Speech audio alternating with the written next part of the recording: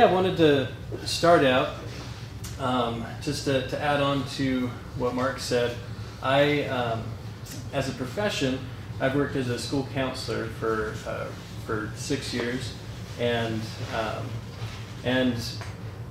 for a little while I had kind of a break after my teenage years from martial arts and self-defense training. But as I got into the counseling field and reacquainted myself with the need for self-defense training, as I worked with victims of violence and sexual assault, etc., especially young kids, I really saw a need to get back into that. So overall, I've had 15 to 18 years of training. The last 4 years with a lot of focus on reality-based self-defense methods. Today, the word up there, preserve, is just a combination of the two main focuses that we will be talking about today, prevention and survival, which I'll get to in a little bit, which are really the main aspects of a successfully handling a self-defense situation. The first goal would be to prevent that type of a situation. The second would be to survive it. And as it says there, my main goal is to help you learn how to become an inconvenient target with undeniable power. A couple of notes with the start of this. Obviously, welcome. I appreciate you coming. It is an important topic, and part of the inconvenient target with undeniable power that I just mentioned, it really comes to understanding how to carry yourself, how to prevent, avoid situations where you could be in danger.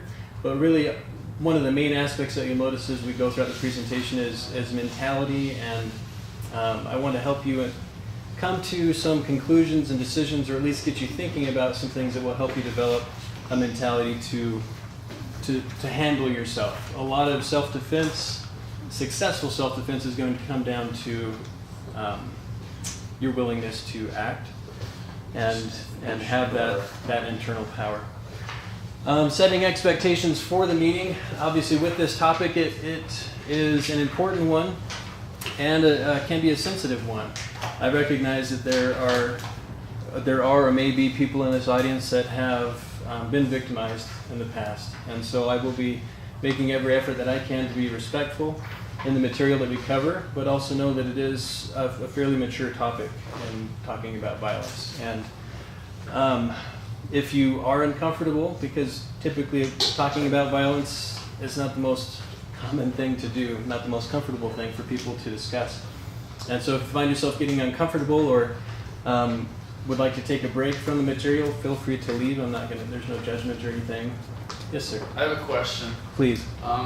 Were you going to be able to, did you want to have us make this PowerPoint available to class members through our website or not? Sure, yeah. Okay. In that case, then I'll pass this around. We're going to have everybody sign this so you can get a copy of the presentation material and anything you want them to have. You bet. And then since we are videoing, we do need this signed because we're videoing this class right now. So I'll pass this around so you can be informed of you can get this material, and you can be informed of any special offers that we might have in the future. Okay. Perfect. Thank you, Mark. In addition to just discomfort with some of the material that we may be going over, if any of this is triggering to somebody, again, feel free to take a break if you need. But also know that you're welcome to come back. And the material is going to be really important, especially for those who may have been victimized in the past. So with that, are there any questions? I wanted to find out, and perhaps if you could make a note. What are some of the expectations that you have from the class? Oh, thank you. Are there any specific things that you're hoping to get out of the class that I can make sure we cover in the material before we get into my formal preparations? Just be more prepared. Okay. Anything specific with that? Okay. Great. What else? Just more knowledge about, I'm familiar with some of this already, Mm-hmm. but I liked what the class was going to be about. Mhm. So Excellent. All right. Anything else? Yes. I'd like to know what specifically I can do if I feel like I'm in danger, just that feeling, even though nothing has happened yet. Okay. And also, what is the easiest thing I can do if someone approaches me and I feel uncomfortable? Okay. Great. Thank you. That cover what you were thinking about? Yeah. Okay. Well done, Michelle. All right. Thank you. And if you think of something else, feel free to raise your hand and we'll put it up there. I want to make sure we get as much covered that you are expecting and wanting from this as possible. All right. So the two main purposes of protection training are to help you prevent a tragic scenario or to survive it if you find yourself involved, just if you get there. So to help go through that, we're going to talk about a few things. The first thing we're going to talk about is violence and the difference between social violence and predatory violence. As Mark was saying, there are a lot of statistics out there. I've heard up to 60%, but definitely the quarter, 25% of all women will be sexually assaulted in their lifetime. And it's an important factor. This class will be valuable for men as well, but it's going to focus a lot on predatory violence, which typically is what women are victimized under that type of violence. But men, the violence that they experience is usually more social violence. So I want to differentiate the two so we know what they are and how social violence happens with women too and girls. So it's important to know the difference. If you respond to a social situation with the predatory mindset to defend yourself, it's actually likely to backfire and vice versa. So we'll differentiate those two. Principles of prevention. There's a couple of acronyms that I have put together. All of this material is basically compiled with what's out there. There's very little innovation as far as what specific, your body can only move so many different ways. But the ways of thinking about violence and understanding context and situations, that's kind of where this is a little bit different. So RAMP IT UP is an acronym that talks about respect, awareness, mobility, and peace as the principles, and then the strategies and tactics to become an inconvenient target with undeniable power. And then the strategies and tactics of survival, we have this other acronym, STEP on the gas, Nelly, and that stands for surprise, targeting, escape, and or protect.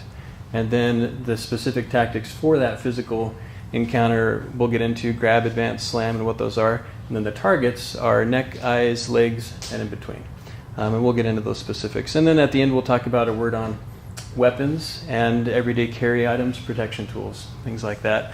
It's kind of divided into three sections, so we'll have a couple of breaks. The first one is talking about principles. The second one we'll be getting into more specific physical type things. I'll do some demonstrating. And then the third one will actually be giving you the opportunity to experience and try out some of those physical moves and tactics that we demonstrate, and that will be done out in the parking lot. So, any questions so far? All right. Social violence. So social violence it's usually done in a group. It's a social type of a situation or affair. Usually you see it escalate from a verbal type of a situation up to the physical. Usually it's the guys pushing each other, and it goes push swing typically in that type of a situation. There's usually in that type of a scenario a line that's drawn where people won't take the violence past that certain line. That's like a social level of acceptance of fairness, or a sense of fairness. And you'll notice that the crowd may get everything going and the group riled up, whoever's involved in that situation. But then if somebody takes it a little too far, somebody goes to the ground and the other person wants to kick them or do something like that, the crowd will usually step in and make sure that there's a level of fairness in the exchange. And that's more social violence. The motives for that are demonstrating dominance, social pride, ego, getting puffed up and feeling cool, social acceptance. And then it's mutually agreed upon. The two people or whoever's involved in that have both made a decision to engage at that level, where both of them also have the opportunity to walk away. So there is a way for them to get out of it, but they choose not to, and that is also a differentiating factor in social violence. People who try to instigate that social type of violence, they like to get emotional responses and reactions. That kind of leads into bullying, but that is also a separate issue as well that you'll see here a little bit. You'll see aspects of it, but bullying is a little bit different. And then the person instigating that is going to be seeking compliance. They want to show that they're the dominant one. Usually done in public, like I mentioned, and so that there's different terms. The guys, sometimes people call it a monkey dance. Girls, it can be mean girls, that type of a situation. It can be up close violent, or it can be from a distance, but it's done on the public stage, so to speak. All right, predatory violence. This is unfortunately where women deal more with predatory violence than men do. And I've been coming to understand this as I work with girls who have been victimized, and as I study more and more self-defense material, my understanding of how women experience life differently from men is growing. For example, has anybody experienced something in the last 30 days where you felt unsafe or uncomfortable around a man, or some type of a situation that you were in? Can anybody think of? Just raise your hand if you can think. You don't have to share. Just if you can think of that type of a situation. Okay, so we got a few people. If I were to ask that in a group of guys, really nobody would say anything, whether they did or not experience it. But my typical experience is guys just are more oblivious to that type of a thing. They don't notice those types of things. So that is a plus on your side. Those of you who are female watching this presentation, and for the video, most of the audience is female as well. Just so you know the context of who I'm talking with. All right.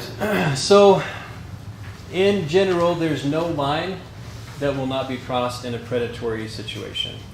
The predator, the instigator, the threat, has no filter for that. Social has no meaning to that person. They are guiding themselves based on their own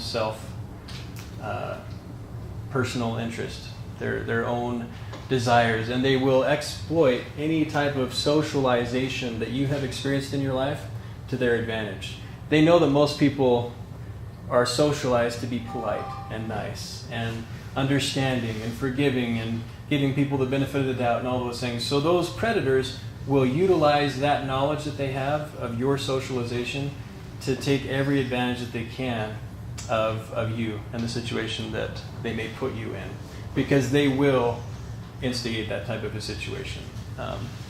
Their motives in doing so, like I said, all one-sided. They're seeking compliance as well, but on a different level. And they're trying to meet that personal need or satisfaction. They have no rules. The idea with this, whereas in a social situation versus predatory, social, you see an escalation from verbal to physical. In predatory, there's usually no escalation. It's just ambush. Whether they're in front of you having a typical conversation and then the violence occurs, or they ambush you sight unseen and you never see them before it happens. It's usually done in seclusion or privacy. If there is a group, it's usually small. So they're not after the social aspect of that. Some bullying can fall into this category, but it's not so much. More mugging, sexual assault and battery, murder, all those horrible things that we hear about. All right, so this is a video that I want to use. This is going to demonstrate some social violence, and you'll see the escalation. You'll see the point where the people choose to engage in the violence, and you'll see lessen these two clips there. You'll see us a little bit with the girl clip, with the girl situation after this first one, where the crowd kind of feeds. You'll see that there are also underlying rules to a degree with these types of situations. So kind of fast. I'll explain it after. We'll break it down a little bit. This one we have a little bit more time. This is the girl instigating the violence, the one in the red pants. She's trying to, basically her friends are behind her with the camera and all around, and they are picking on this other girl in the corner. But it is mutual. If you hear if you were to hear it, there are multiple times when she could walk away, but she chooses to stay there and save face in the midst of that. And then it gets violent here in just a second.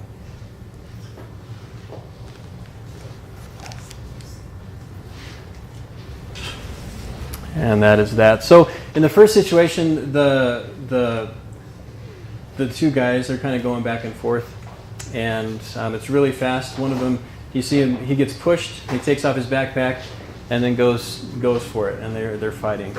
And then the girl situation, we'll show that. Takes off his backpack, makes the choice, and they're both going for it. So that is. You should get that guy when he's taking off the backpack. Right. Spoken. Yeah, there you go. There you go. Maybe from experience, I don't know, but that's a good strategy if you choose to engage in that.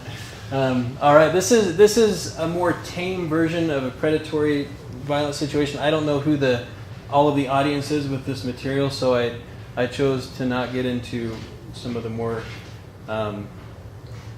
There's a lot of material out there, a lot of videos, closed circuit TV videos of horrible things happening. This is one that I think demonstrates the level of ambush and preparedness and one-sidedness, no rules of a person who is a predator. This man is going to try to take a 13-year-old girl from her mom in broad daylight in a store.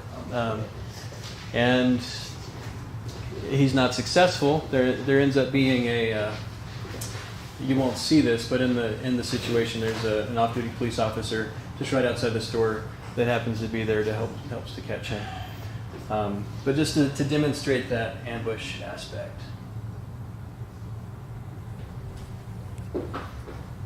He's just walking around the store. Whether he followed them there or not, it's just a craft store. We don't know what his initial things were, but then he grabs her, comes around the corner, and he's trying to get her out. And the mom's trying to stop him. And yeah, I'm going to stop it there.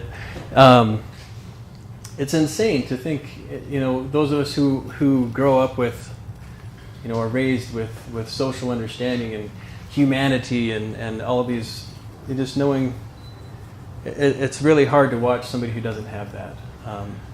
And it can be even harder to come to a decision for ourselves to understand how to deal with that. So that's why I wanted to demonstrate some of that. Questions, thoughts, reflections on that? Would you say basically that perpetrators basically are sociopaths, or is it like just what triggers that? I mean, or are they sociopaths? Are they? It's a very common. Most sociopaths actually aren't violent. Okay. Sociopathy is pretty common in our society, but a lot of them aren't violent. But yes, there's a level of dehumanization that a person goes through, whether that comes from their environment or their genes, their genetic makeup. It can also be triggered through somebody who may be an addict to something and going through they lose the ability to see somebody else as a human being, and they're more of an object, a means to an end for them to get what they want. So it can also happen, somebody may have had a traumatic brain injury or something and just changes their personality. So, and the short answer is yes, but there are varying reasons for why a person would behave that way, not just. My thought on the video, I really liked how the girl relaxed completely. She didn't walk out with him.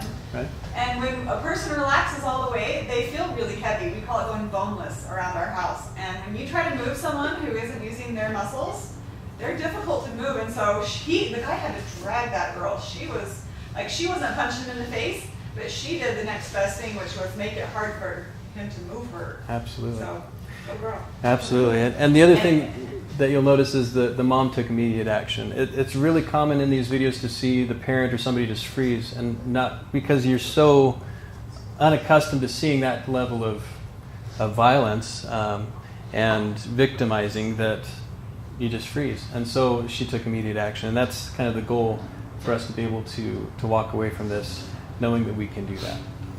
Very good. This last one starts out as a social violence situation, at least on the part of the one in the blue shirt, or the faded shirt. He sees this as a social violent interaction. This one, I don't know all of the context behind this scenario, but this boy has a knife in his bag. So whether he came prepared to use that knife, planning on using that knife, he obviously came prepared with it, but I don't know all of the reasons why he brought it with him. But this one escalates from the social fight to ultimately the one with the backpack murders the other boy. We won't see all of that. We will see some. He will strike him with the knife. So if you're not comfortable seeing that, there's no blood or anything, but you will see the knife come out and you see him get struck and then run.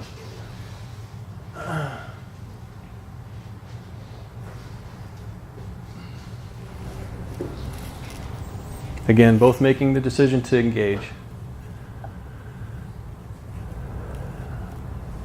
He's going for the bag. There are things that we'll bring out later as far as tactics regarding this type of situation, but you see him pull out the knife and chase him down, and we'll stop it there. There are other versions of that where there's more up-close video, which are horrible. But it's real. You know, violence is real, and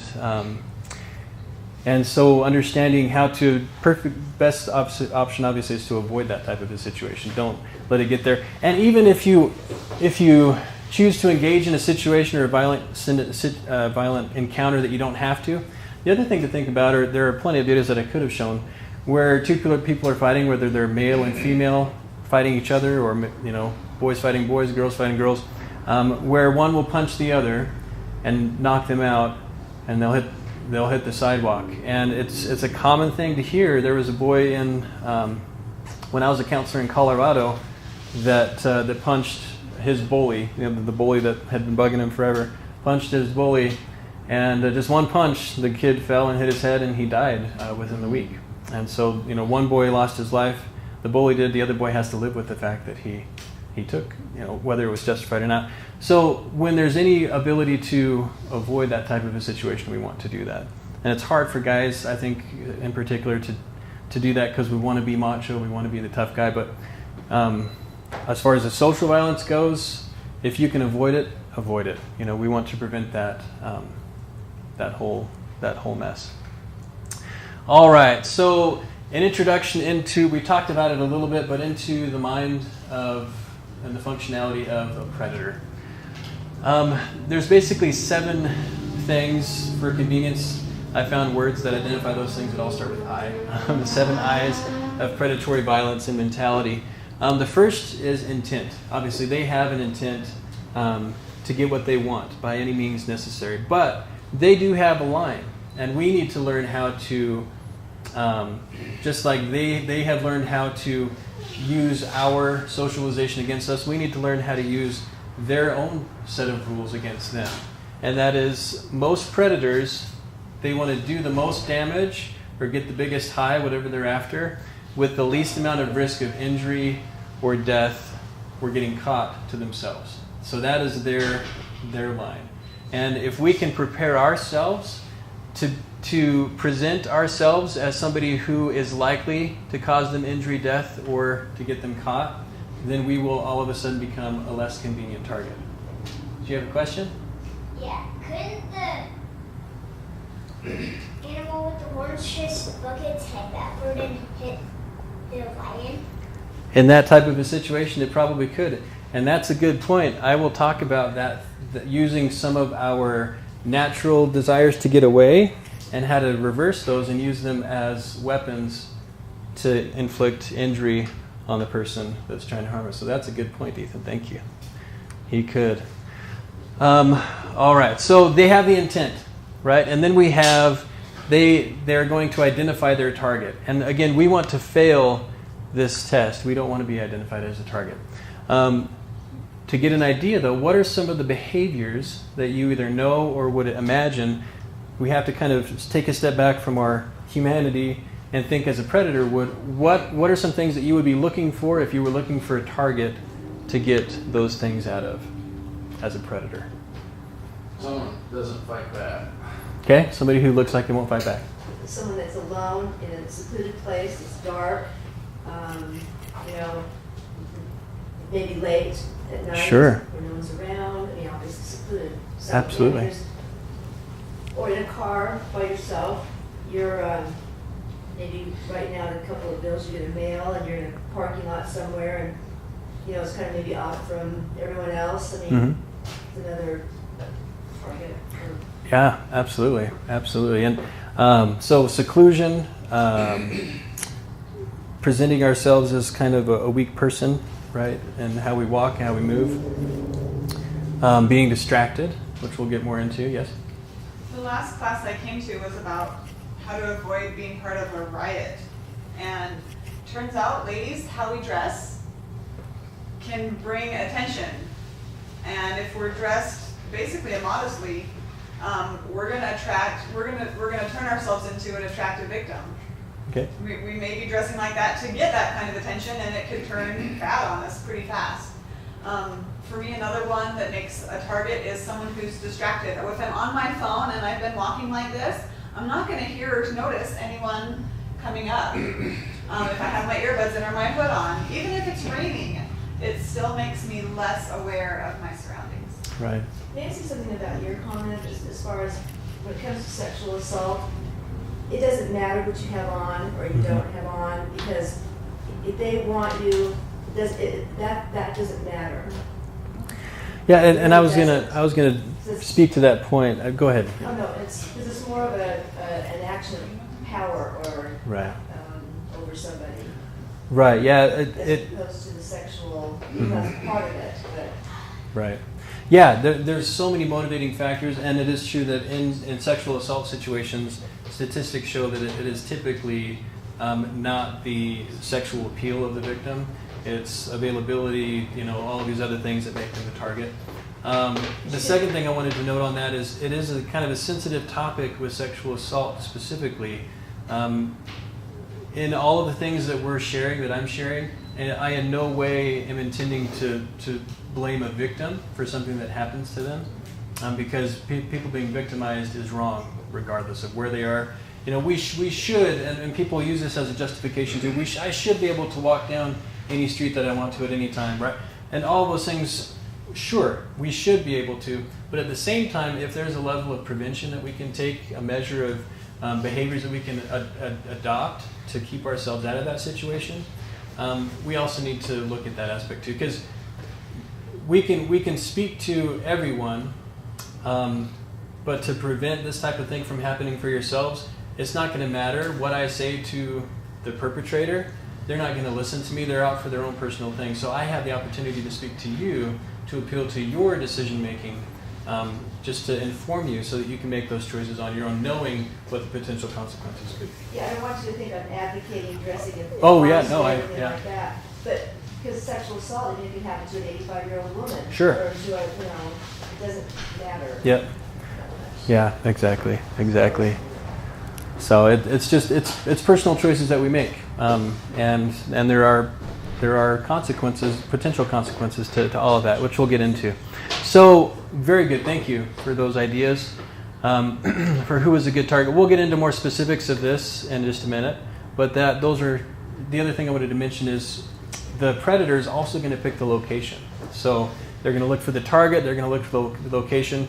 Basically, they have every advantage over you, except for the fact that you can not present yourself as a target. Either not being there where they are, or being the type of person with undeniable power, which we'll talk about, that they're not going to recognize as a good target.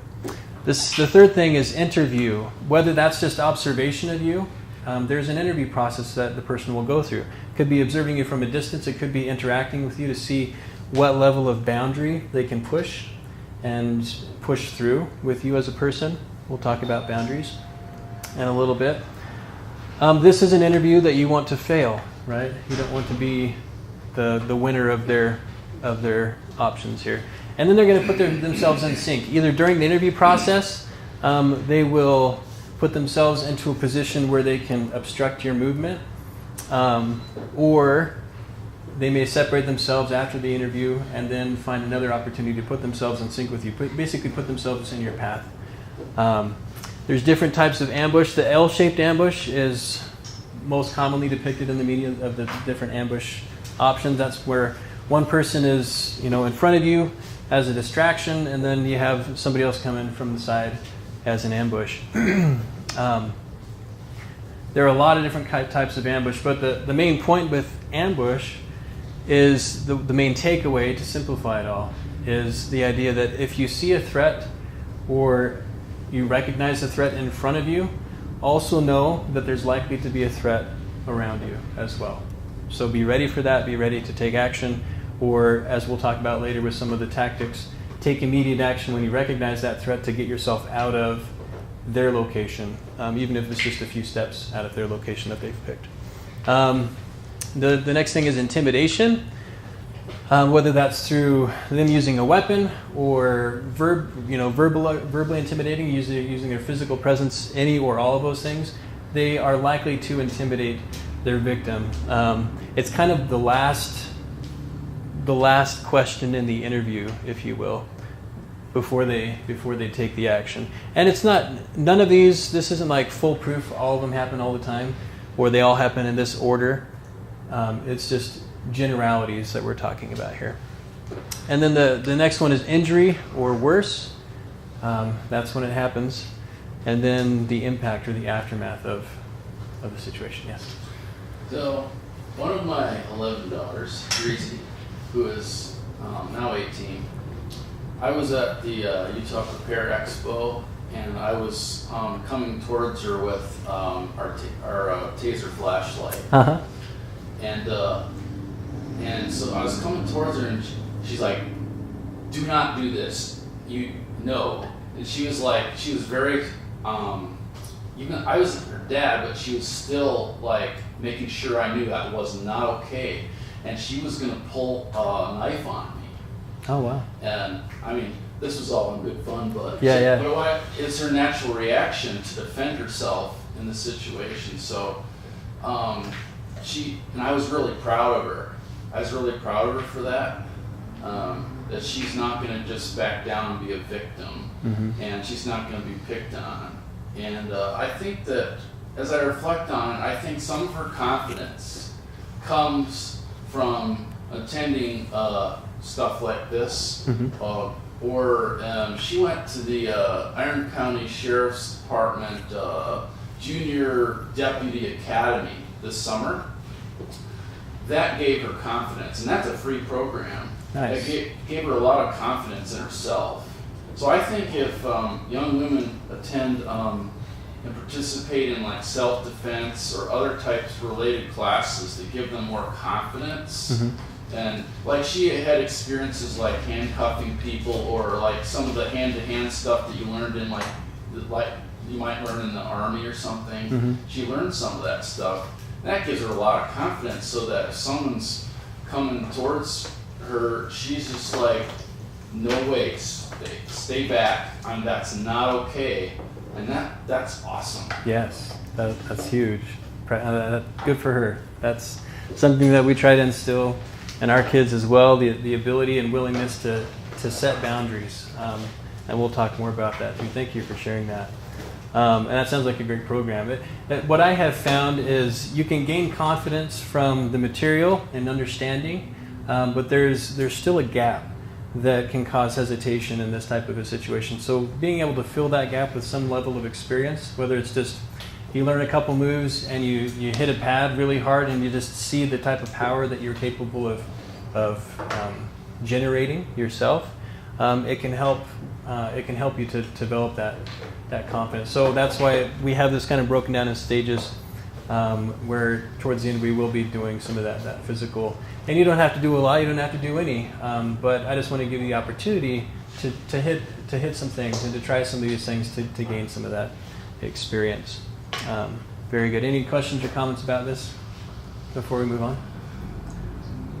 All right. So talking about prevention principles, and we've covered some of this already just in our discussion and going through this, but we're going to start with respect. And this is where we get into the social aspect again. We're all socialized to be nice, and we learn to be polite and all of these things. Respect does not equal nice. If somebody is nice to you, it doesn't mean they respect you. It means that they know how to behave in a social situation, which may or may not be, they may or may not be a nice person. They could be a predator who knows how to behave in a social situation. Or they could just really be a nice person. But that's not a level of, that's not going to indicate to us whether or not they should be trusted. Understanding that there is positive and negative potential in everyone is, to me, what part of what respect is. I have a healthy respect for anybody that I come in contact with. That I respect the potential that they have to be a positive influence in the world, and I respect the potential that they have to be a negative influence in the world. And the same with myself. It's kind of an interesting concept to think about, but it hopefully will become more clear as we go through the presentation. Everyone or anyone can become a threat under the right circumstances. Moving off of that, or taking that a little bit further. So like I mentioned earlier, brain injury, pharmaceutical influences, those are some things that can influence a person to behave in an asocial way, like a sociopath, like we talked about. I've heard this phrase tossed around, 9 meals away from anarchy.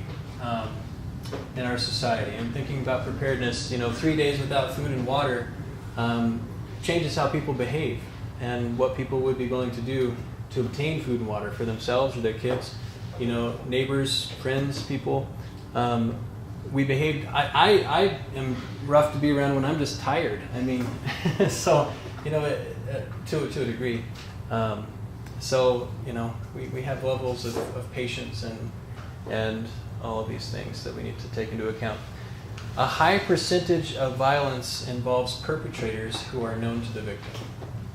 Very distinctly high percentage of violence involves that. So that's something where we're getting into the uncomfortable. We don't like to think about the idea that somebody we know and love or think we know could behave in a way that is victimizing to us. So to work through that, we need to learn how to set boundaries. And whether that be in relationships, setting boundaries about how a relationship is going to be, what our expectations are in a relationship, or just a simple idea of locking our doors. On this other level, locking our doors to our homes, our vehicles. Yes? I have a friend, and I don't understand this at all. We moved up to San Diego, and Cedar is just wonderful. It's safe, it's whatever, but there's crime here, obviously. I'm not oblivious to that. Yeah. I cannot get her to lock her door. How do you get someone to lock their door? I didn't for the longest time. I moved here from understand this. California, Yeah. and I didn't lock it probably up until, when did somebody came in my house? Yeah, About someone 2 came in your months house. ago. And, but I never did that. Even at night, I wouldn't lock it. Really? But my husband has a fit. He gets up and he locks the door. Yeah. Locks the windows. I sleep with the window wide open. Yeah.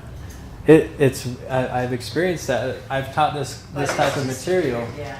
Yeah, until somebody has an experience, somebody coming into your house But uninvited. in California, when I lived there, I locked my door. I don't care if I went down the street to Right, talk to somebody, I locked it. Right. Yeah, that's the mentality. But Yeah. yeah, we're kind of in Cedar. I think we're more open to. We're kind of leave ourselves a little open. We do. And even just a few blocks away, our street has been hit a few times by thieves. And our neighbor who has attended this class with me, she for a little bit, she's like, "Oh, I really need to lock my doors." And for a little bit after they were burglarized or had stuff taken out of their car and garage and all that stuff, they locked their doors, but now they don't anymore. And just this brief period. Yeah, Okay, that's or leave your keys in the car. Right. Yeah. On the floor, but leave them, yeah. So it's an invitation. It It's is. an It really is. invitation here, come in or take my car or whatever. right. In, And it, in Cedar City, a lot of people in the winter warm up their cars with their doors unlocked. Yeah, And I've seen that. the police have, they're trying to get people to stop doing that, because a lot of cars have been stolen that way yeah. in Cedar City. I think what just opened my eyes was, I managed Taco Time, I've been there 12 years. And if you guys have read the newspaper, the guy that him and his wife just got arrested for kidnapping. And they duct taped this lady to a chair, put her in her bathtub just this last week. And he worked for the contractor that was painting my store. And he brought this lady in and he wanted me to hire her. And I'm like, no, but here's an application. I didn't tell her no, but I'm like, no, Right. And so he kept saying, are you gonna hire my wife? Are you gonna hire my wife? No. Well, he's there painting for the contractor, and I'm there by myself a lot. And sure enough, I read in the newspaper that he wired somebody, him and his wife wired somebody some money for heroin. She didn't give him the money, so they made a deal. She'd bring him some speakers. It's all in the paper, but I'm like, they were in my store. I was by myself with them both. And he was from California. He had a white supremacist guy and murdered somebody in California. He's in prison. Got out, came to Cedar. Of course, they think they hide, but they stand out. Right. But then I was like, oh my, you just, yeah, So- right here. Real quick, before I noticed in the things that you were saying, but you didn't actually say this, it seems like you had some level of apprehension around that person, Yeah. even not knowing all of that Yeah, history. I did. And we'll talk more about that, a personal alarm system that we need to talk about, like Michelle was saying. Thank you. I see. I think actually combat experience is a warning sign. I mean, unfortunately, many veterans of combat have PTSD, and they are more likely to be violent this way too. Mhm. I was hiring I had this guy that was helping me with my business with computers, and I hired him, and I didn't have any problem with him, but then later on, he stabbed somebody, one of his coworkers in another business. It was a telephone related business, so his coworker was like, "Why'd you do that?" Right. He stabbed somebody, and then I know of others who are attacking their own family members and stuff due to stress from past combat. Right. Yeah, that's I saw that a lot as a school counselor in Colorado. Parents coming home from war and the kids feeling that. It's just another thing to weigh in on when you're assessing the situation. Just are they a combat veteran? It's just another thing to add into the calculations of how careful you need to be. Right. And it really boils down to being a compassionate person with a level of willingness to respect yourself enough, to honor yourself enough, to handle whatever situation may come. So yes, I'm going to interact with people. I would, as a counselor, I would meet with families, and I would meet with the parents who I knew were beating their kids. Right. And it's hard to do that, but I realized as I got to know these families that the parents had a story too. And a lot of times it was, they had no idea that there were alternatives to hitting their kid. And we were able to help educate them as to Believe it some of or those not, things. they don't even know. Yeah. And I was work with dumbfounded. kids like that at the school, and then you see their parents, and you wonder why they came out the way they are. It's Right. just, This is a cycle that happens that we can help to break in some instances. But what I realized is I can't judge the person necessarily. I can't condone the actions. So I had to take action even with parents that I liked. I found out something was happening. One was a coworker who was beating his daughter at school. And so, we had to take action for those types of things. But what it boils down to is I'm going to respect myself enough. I'm going to be a nice guy. I'm going to be a nice person because I don't want to trigger some negative thing out of somebody else. But if something negative does happen, some type of negative behavior that I have to respond to, I'm also going to respect the situation enough to respond the way that I need to restore peace.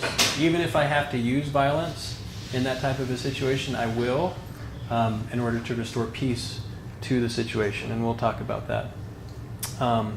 Very good. So in setting boundaries, physical boundaries and that, I wanted to have Michelle, my wife, share a story. I work in Salt Lake sometimes, and so they dropped me off at work at a training, and then they went shopping and had this experience in a parking lot. So the kids and I were on State Street at Harbor Freight, about 5 minutes to 8, just before they opened, and we were just early enough that we didn't get out of the car. I was looking through my purse. The older two kids are standing with the car door open, but they're still right inside the door. Like they weren't in the car, but they were on the ground outside. And the youngest was in the back seat still. So I'm looking through my purse, and one of my kids outside the car says, "There's a guy trying to talk to you." And I briefly glance, and I tell my kids, "Get in the car now." So they hop in the car on top of each other, close the door. The first thing I do is lock the door. Very blatant. This woman just pulled her kids in the car and locked it. Then, and I thought, I am not rolling down my window. I don't know this guy. He's not invited. I'm in a parking lot with 3 children. So I shout through my window. He's like, "Hey, do you have any spare change? I want to buy some food for breakfast." And I told a white lie. I said, "I'm sorry. I don't usually carry cash." And he left and went and talked to everyone else in the parking lot asking for the same thing. But I was really grateful, first of all, that my kids were close, that they obeyed, didn't say, "Why? What's going on?" So we got in, we got safe, and then I didn't roll down my window, not even an inch. I was willing to be rude, and I was willing to shout through my car door and window. I still had a human interaction with this guy. He was a young man, full of tattoos, wearing a sleeveless tank top. He didn't make any moves to be violent. He wasn't rude. He did leave after I told him I didn't usually carry cash. But our hearts were just beating like crazy. And afterward, the kids were like, "Whoa." And I was like, well, we did well. We did the best that we could. And even if he had started to try and do something to the car, I would have started it and left. And started honking my horn to draw attention, because there were people around. And it was daylight. But they'll walk right up to you. Yeah. I had somebody come in my store, what was it, probably 2 weeks ago. He comes in, he's carrying a backpack, walks right in, and he didn't look homeless to me, you could tell the difference. And he says, to one of my girls, he said, "I want a taco with beans, cheese, and lettuce, but no meat." Okay, well, it's this amount of money. He goes, "No, I want it." So then I come up and I said, "What do you mean you want it? We can make it any way you want, but you need to pay for it." And he just looked at me like with this look, and I'm like, "Sorry," And a customer almost, because people are really getting bad about it in Cedar, I've been noticing. Customers will hurry up and pay, but no. I mean, there's times you'll give somebody something, Sure. I'm always handing things out, but no, you don't come in and demand something. Right. And I'm like, "Okay, we can make it, but you gotta pay for it." Yeah. He goes, "No, free," So No. on he went. But he looked back at the store a few times tonight and watching him as he goes down the street. Then he crossed over to over here. But yeah, we've been getting some. We Yeah. really have in Cedar. Yeah, those social boundaries. Yeah. Thank you for sharing that. Thank you both. I wanted to also point out it kind of makes me proud as a person who does this in my spare time, and I have this hobby of studying self-defense and all of this. Also that one of my kids was the one that noticed the guy and kind of filled that gap because Michelle was busy. The awareness, yeah. Our kids sometimes have electronics that they play with, but most of the time they're they're alert and they're paying attention. And my daughter will come in and tell me, hey, this car is driven by down the street 3 times and they don't live here, you know. So it's important. Did you have a plan for what to do next if he escalated the Good question. situation?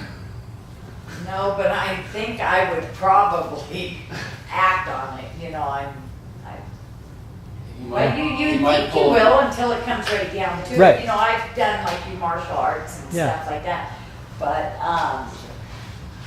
sometimes you don't know until it comes down to it. Are you really going to use it? Right. You know, is the thing. And My daughter, she's real tiny. She's 24 and she weighs like 89 pounds. She's a itty bitty, beautiful girl. And she lives out on 20 acres and her husband works a graveyard. And she has a daughter that's 5. I worry about her all the time. I mean, she does have weapons. She knows how to use them. But at the same time, will you use them? You know? Yeah.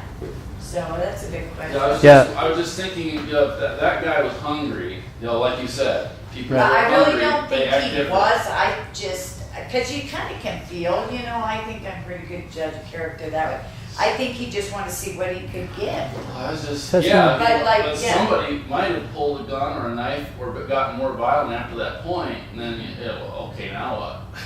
well, and you did the right thing in setting a boundary and making it clear you have to pay for it. I mean, you weren't belligerent No. back to him or anything like that. So having that calm keel perspective and approach and response to that type of behavior, at the same time with your training that you've had in the past, you know, understanding what you could do, knowing yourself well enough to know what you could do, but it sounds like you did well with responding to him in a way that wasn't escalating him, Right. but at the same time setting a boundary, and that's a really important aspect of keeping ourselves safe. We need to be willing to set those boundaries. Be assertive. Be willing to be considered rude, and then trusting your personal alarm system. Like you said, working with some of those people that you had in your store, being around them, you understand, or you notice things yourself. Somebody might just rub you the wrong way, and those are things that we too oftentimes will dismiss. And you know, Michelle, with the guy coming up to the car, could have easily justified in her. You know, I don't want him to think that I think he's a dangerous person or anything. I don't know the guy. You know, so I'll roll down my window. You know, things like that. Give him what he needs. Right. Yeah. So it's important for us to be willing to respect ourselves and the potential danger of any given situation enough to take action. A couple things I wanted to, before this seemed like a good place to put it. We'll talk about it more in a minute. After I go through these statistics, we'll take a break, and then we'll keep going. But sexual assault statistics. There are several studies that have been done. This one is one of the more recent ones. I think it was in 2000. They analyzed data from 2003, 95 to 2003. This article came out in 2014. And in the study, they studied 733 cases of rape and then over 1,500 cases of non-rape sexual assault. And the study was specifically, as it says here, resisting rape, the effects of victim self-protection on rape completion and injury. There's a lot of different, in the self-defense world, there's a lot of different ideas about this. Some guys will say a woman should never try to defend herself because it's just going to cause her to get beat up. Or killed because she's trying to defend herself. Some guys will say you need to have a gun. But this is some numbers that that represent some level of reality and happen to support my mentality and my perspective on it. Of those 733 rape cases, 556 of those the victims resisted, and of those victims. And then 177 complied, and no level of resistance, verbal or physical, with those 177. Of the 556, 54% had a completion rate. The rape was completed, but only 19% was the completion rate after the resistance. So what that means is the women resisted after the rape occurred in those 54% of the completion rate. Only 19% were raped after they resisted. So the resisting sooner, resisting earlier, increased their chances of not having the rape completed. And then 5% were seriously injured in injuries that were not sexually related. So non-sexual injuries, and what that kind of represents in this study is if they tried to defend themselves or protect themselves, whether just using words or physical, that whole idea of, well, the guy's just going to hit you harder and hurt you more, that's not the case. In this instance, you know, you have a huge increase in your chances of not having the rape completed, with just a very small increase of your chances of injury. The level of injury, serious injury, for people who were compliant was about 2.5% or 2.8%. So really you have a 2% chance of getting injuries based on your willingness to defend yourself, and you increase your chances of not getting raped by over 70%. So the idea is you want to defend yourself, you want to protect yourself, you want to do whatever you can, and there might be, you know, it's so individual in the circumstances as well, but just talking about the data in generalities, your best bet is to defend yourself. Those who did not resist at all, there's an 88% completion rate. And then again, the 2.8% serious injury, non-sexual related. So there's that. And then those instances where it was a non-rape sexual assault, they couldn't measure completion because they couldn't define that specifically, what the completion was. But they did measure injury. So only 11.7% were injured after resisting, and only 2.2% of those were serious injuries, like we talked about. Of those non-rape assaults that just complied, 19.2% were injured, so they actually had a higher number of injuries, and 2.3% were seriously injured. So anyway, the long story short, based on this data, is that you're not going to increase your risk, in generalities, you're not going to increase your risk by defending yourself in that type of a situation. However, you also have to trust your own personal alarm system. You're the one in the situation. You're the one dealing with this person. There are countless one-off stories of women who read the situation well enough to respond in a non-conventional way, but it happened to be the right way of responding in that situation. It's better to go home, having been victimized that way. I guess you can make this choice. I'm going to make this statement because it's what I think. I think it's better for you to be able to go home alive after have experienced that, as opposed to not going home because you chose to not honor whatever that personal alarm system is. So I'm just presenting this information to you, again speaking in generalities, but if you're ever in that situation, it's really up to you to be able to respond, and I urge you to trust whatever you feel and sense you need to do in that situation. Don't just do something because somebody said that you should. But the point is, generally, it's better to resist. Yes. Maybe in a specific situation, you Right. change it. Right. Yep. And that's what the data says. You know, in general terms, you're going to decrease your likelihood of being raped by over 70% by resisting, and your increase of injury potential is minute. Yes. So, as a university student at the University of Utah in Logan, an immediate family member of mine went to an acquaintance house for a study session with this guy, and it ended up in rape. And the words afterward were, "I should have got up and left. I could have just got up and left." And they didn't. So sometimes it's as simple as that. Yeah, they're beating themselves up about it after the fact, over and over again. I could have left.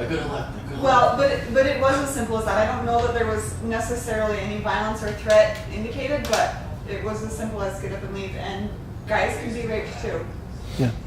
Yeah, and that's the statistic that's not talked about a lot. It is like 1 in 4 at least, because a lot of sexual assault is underreported for women. But the other shocking thing is it's a 1 in 6 for guys, especially between about 14 to 25. give or take, depending on who you talk to. But there is that potential as well. And it's something that, again, we don't talk about a lot, but it is there.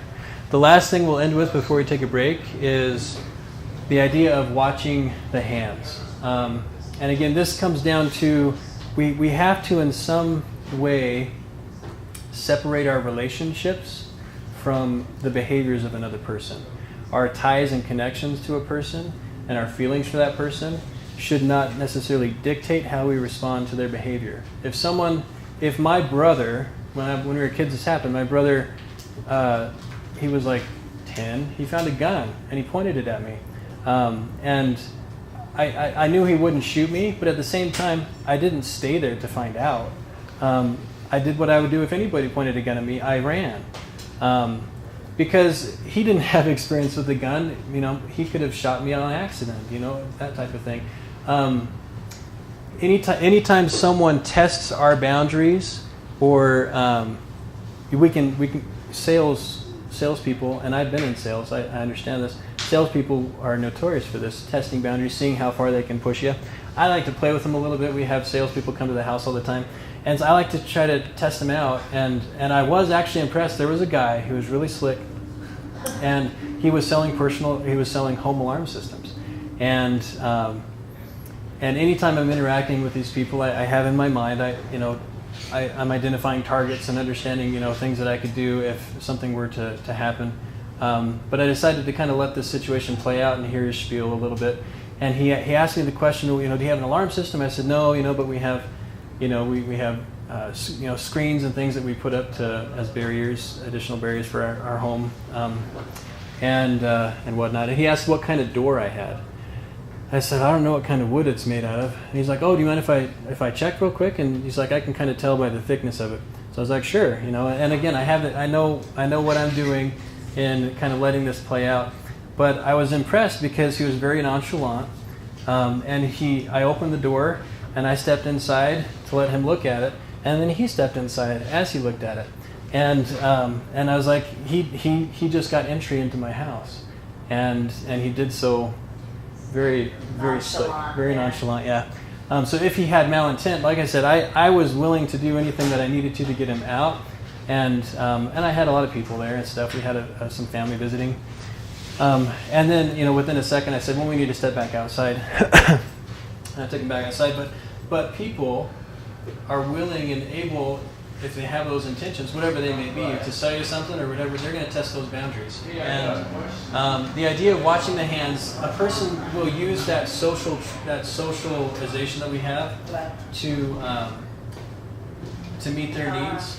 They may be looking at you, talking with you this way, and they have their hand behind them. If you're not paying attention to their hand, you're not going to see, the weapon come out or whatever they're doing. So paying attention to the hands just means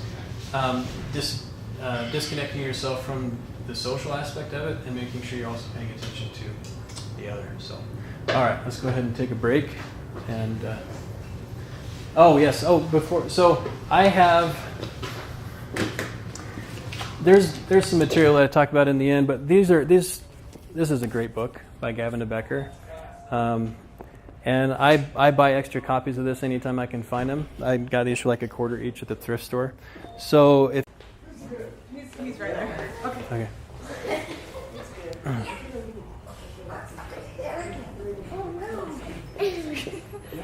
Happen all the time.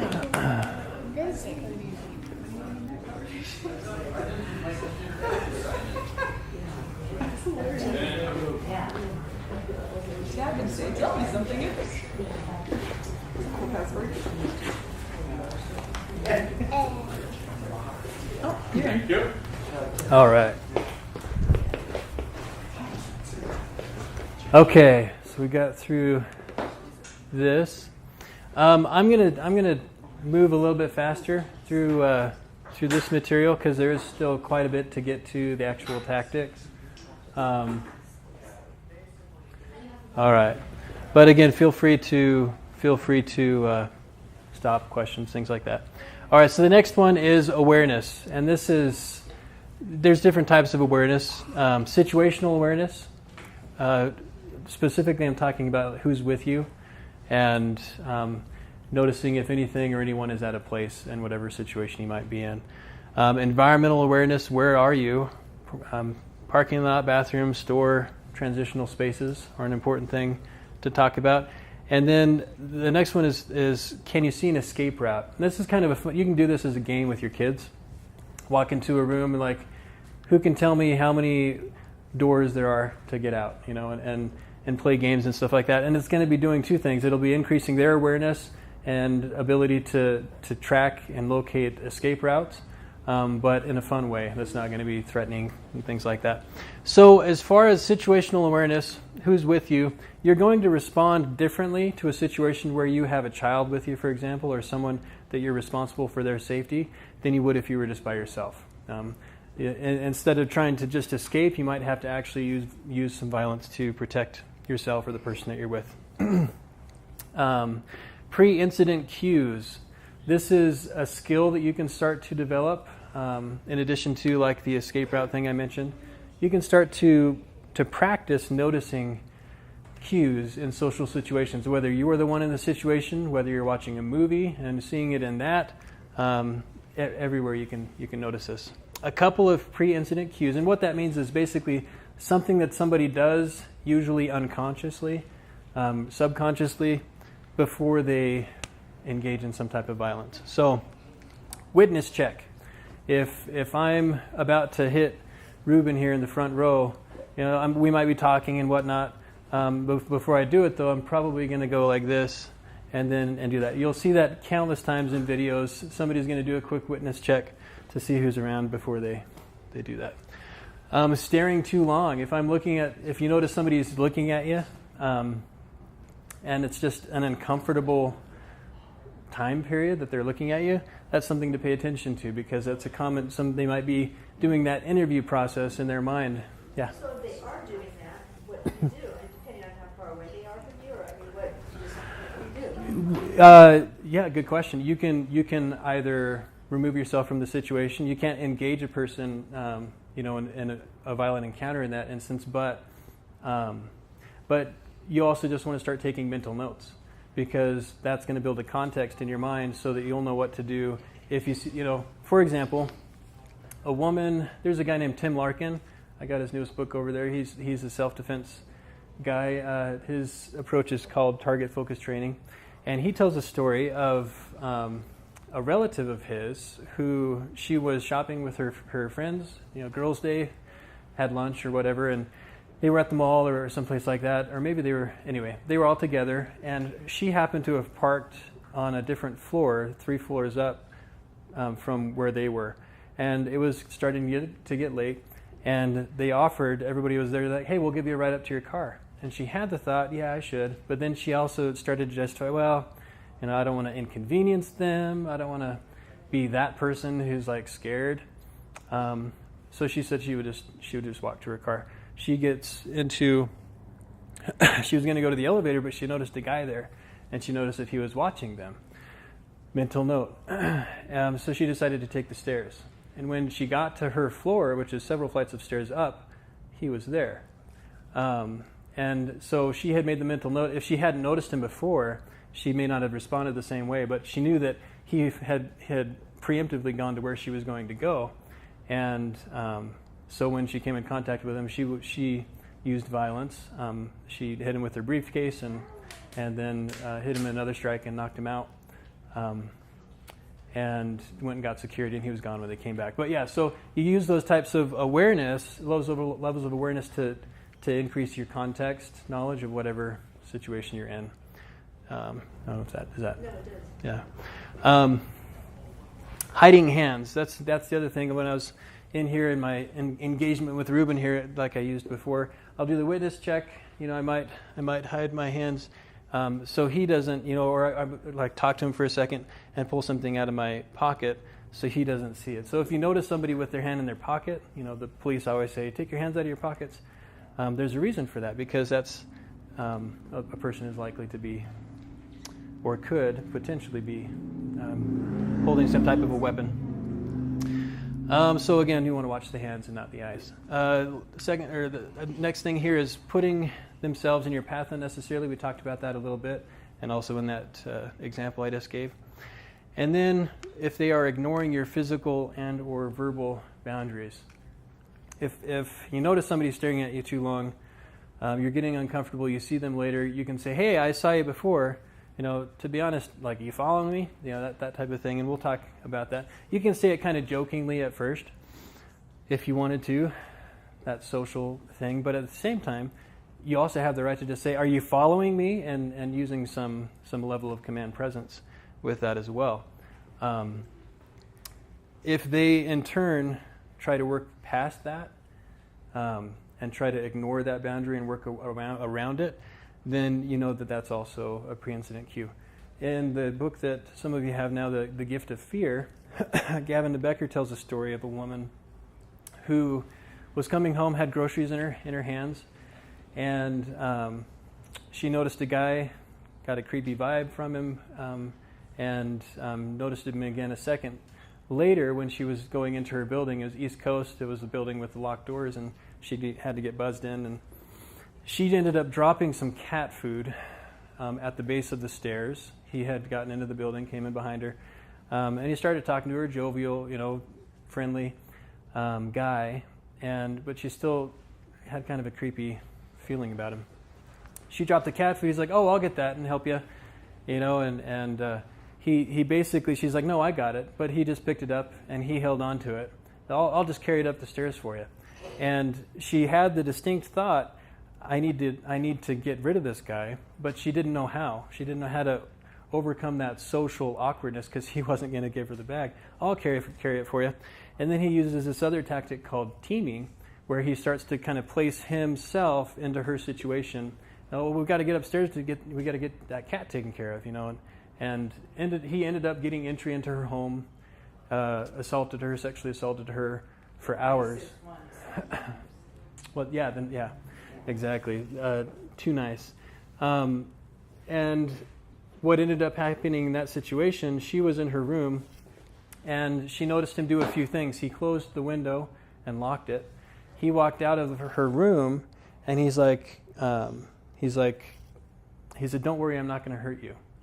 And that's another incident cue that you'll read in that book, is giving too much information, like explaining things that don't need to be explained, kind of overcompensating for his real intentions.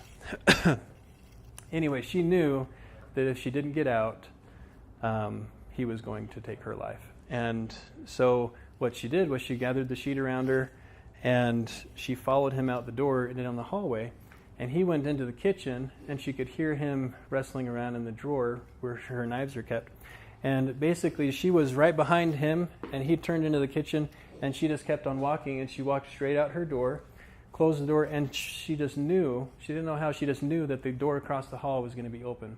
So she went through the door, closed it, and told the person what had happened, and was safe. And she found out later that he had raped and murdered numerous women in that neighborhood, and that was his MO, to a T. And so the second part of that, though, that I want to point out is she followed her, at some point, she hadn't followed her personal alarm system or didn't have the skills to set the boundary enough to say, I am not going to have you come upstairs with me, give me the bag of cat food. She wasn't willing to be rude with him and set that boundary. I missed the part about the sheet. So after he gained entry into her home, he had taken her prisoner in her room and sexually assaulted her for a number of hours. He already did that. Yeah, Okay. And then she got away with it. right, and then she got. Okay. So the second thing was we have this level of intuition. Depending on your spirituality, you may attribute that to God and His influence in your life. But regardless, we all have some level of personal insight that sometimes is beyond what's in front of us, and she followed that. She was willing to follow that. At that point, she got to the point where she was willing to follow that, walk right out the door, right into her neighbor's room or neighbor's apartment, and was able to be taken care of, and her life was saved in that instance. Okay, so feeding off of that, the predator mentality. If you think about it this way, if you think about your favorite candy, think about your favorite candy, and you envision, what it's like to open up that candy and enjoy it, that type of a thing. To a predator, in this type of an asocial predatorial situation, you are that piece of candy to them. You're not a person. You're not someone that they should care about. You're something that they want, or they want something from you, a means to an end, a treat, if you will. And it's disturbing to think that somebody could have that, but at the same time we need to realize that that exists so that we can avoid it and or survive it. Okay, so this is just a personal story for me about awareness. I started to get into this a little bit with internal awareness. And then I'm going to ask some questions here that I think are important for us to discuss, not necessarily right now, but at least to contemplate ourselves so that we can decide what we're willing to do. Over this past summer, just a couple of months ago, we went camping. I took some young men out camping, and I had an experience with a bear. I was sleeping in a hammock, and I had a tarp over the hammock because I was kind of extra cold, and had it tied to itself. Anyway, long story short, I was pretty encapsulated in this hammock. I was pretty immobile. We'll talk about mobility in a minute. And in the middle of the night, I had a hard time falling asleep. It was probably about 2 a.m. I heard some rustling around and some sniffing, and then I heard this moan of a bear, and I knew what it was. And I've done this type of self-defense training, and I've gone through the mental processes, and we do specific physical training to handle a physical threat from a human being.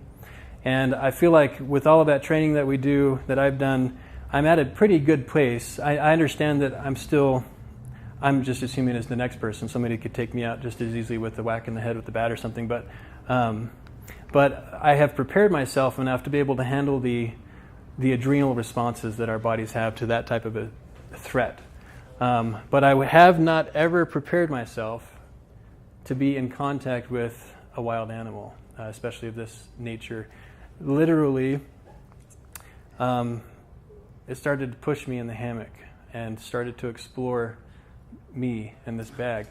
And so the only thing keeping me from being in literal contact with this bear was a couple of layers of plastic, or vinyl, and tarp. And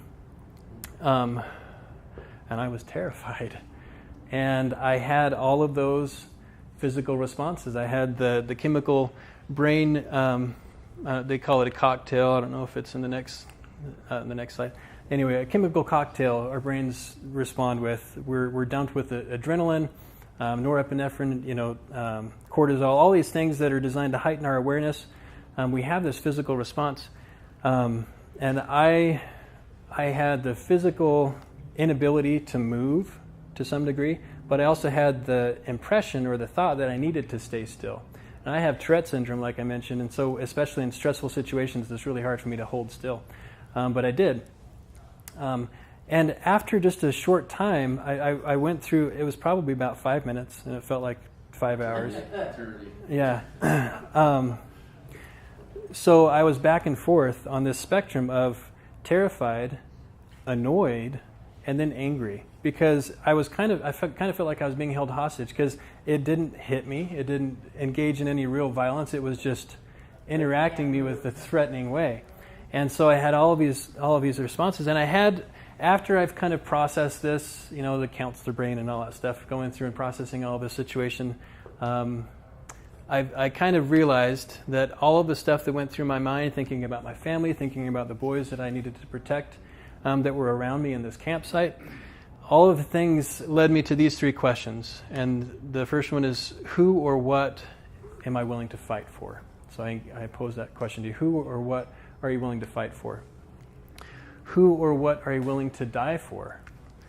And then who or what are you willing to live for? I come into contact with this idea that people kind of romanticize the idea of dying for their family, especially men. I'd die for you, But it's an entirely different thing to live for somebody else, and or being willing to fight for somebody else. And if you did have to fight, if you have that thought in your head, like I'm willing to die, you're almost more likely to die.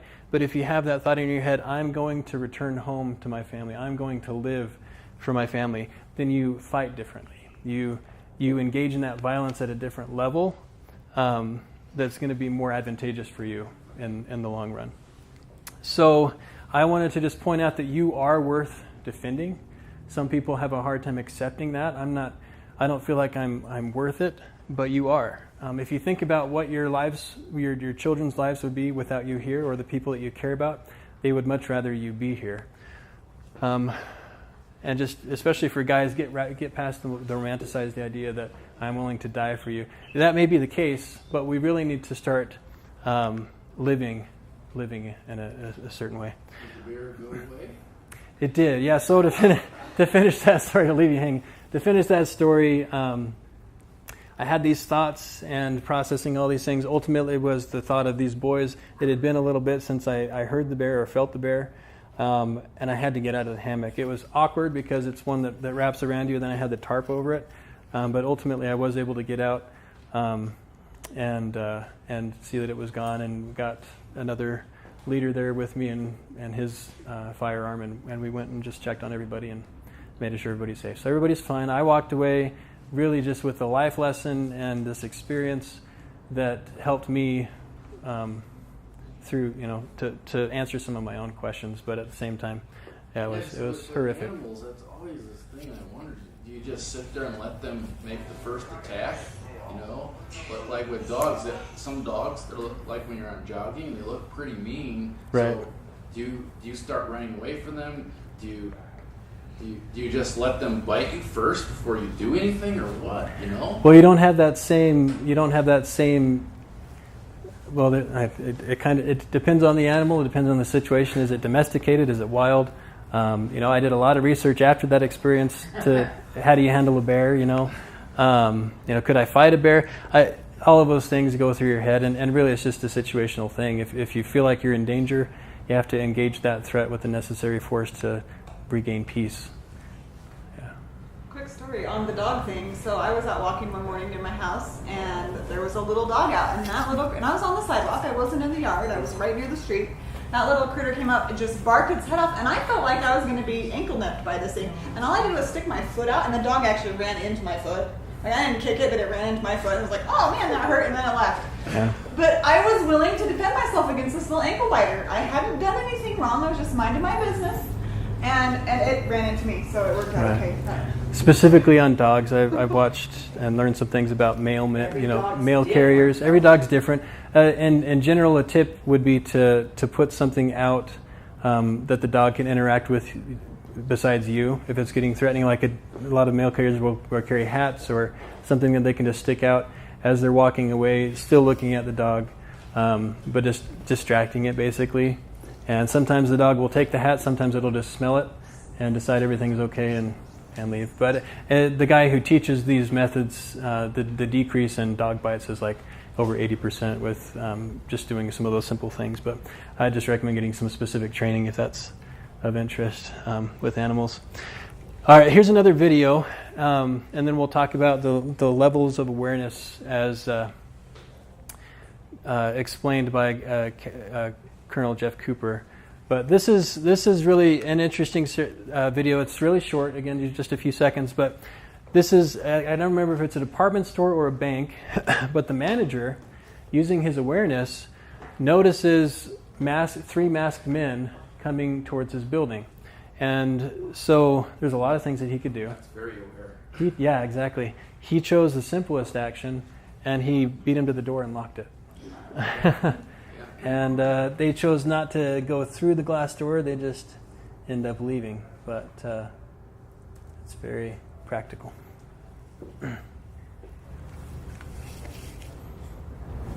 Barely.